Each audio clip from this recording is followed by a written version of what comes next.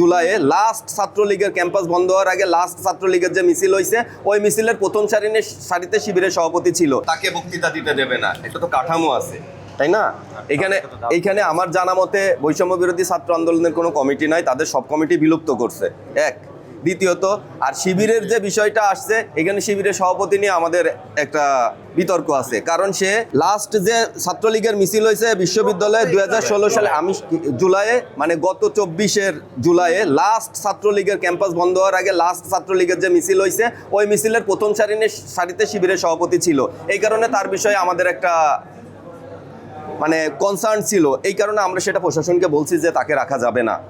তারা ইনভাইটেড ছিল, সেটা প্রশাসন। আমি আমার দিকটা ক্লিয়ার করছি, আমার ছাত্র সংগঠন হিসেবে আমি আমার দিকটা ক্লিয়ার করতেছি যে আমরা তাকে অ্যালাউ করি নাই, না আমরা দাবি করছি যে আপনি যদি যে জুলাইয়ে ছাত্রলীগের সর্বশেষ বিশ্ববিদ্যালয়ে ছাত্রলীগের যে মিছিল ছিল সেই মিছিলে প্রথম সারিতে যে নেতৃত্ব দিছে সেই ছেলেকে যদি আপনি এখন এসে শিবির বানিয়ে যদি মঞ্চে তোলেন, তাহলে কি এটা আমরা মেনে নেব?